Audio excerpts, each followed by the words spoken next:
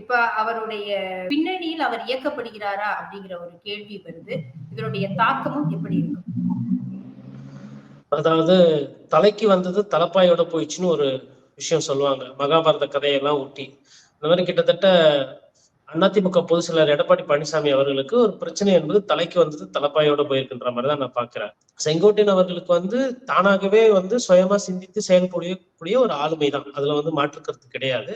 ஆனா இவர் பேசின உடனே சரி, இவர் பேசுறதுக்கு முன்னாடியே சரி, வழக்கமா பத்திரிகையாளர்களை பார்த்து அமைதியாக செல்லக்கூடிய இல்ல பெரிசா பேசக்கூடியாத ஐயா திரு ஓபிஎஸ் அவர்கள் வந்து அதுக்கு ஆதரவான நிலைப்பாடுல பேசுறாரு.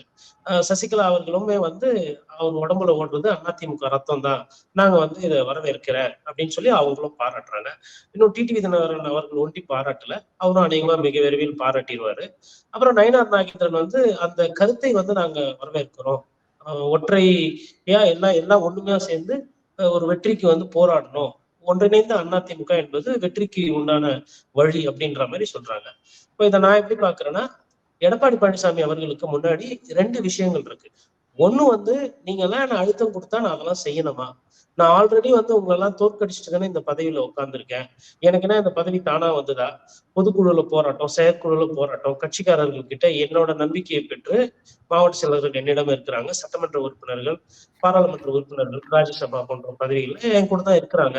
அப்படி இருக்கும்போது திருப்பி திருப்பி இந்த ஒரு கோரிக்கை எடுத்துட்டு வரீங்க, ஃபர்ஸ்ட் முதல்ல ஒரு கோபம் வரும். இதை கொஞ்சம் ஆழ்ந்து சிந்திக்கிறாரு அப்படின்னா அதுல வந்து ஒரு சில விடயங்கள் வந்து அவருக்கு புரிய வரும். இன்னைக்கு பேசப்பட்ட அந்த பொருள்ல செங்கோட்டையன் அவர்களோட நோக்கம் என்பது முறையான நோக்கம் தான், அதுல தவறு கிடையாது. ஆனா அவர் போகின்ற அந்த பாதை வந்து பாத்தீங்கன்னா கொஞ்சம் காரசாரமான பாதை.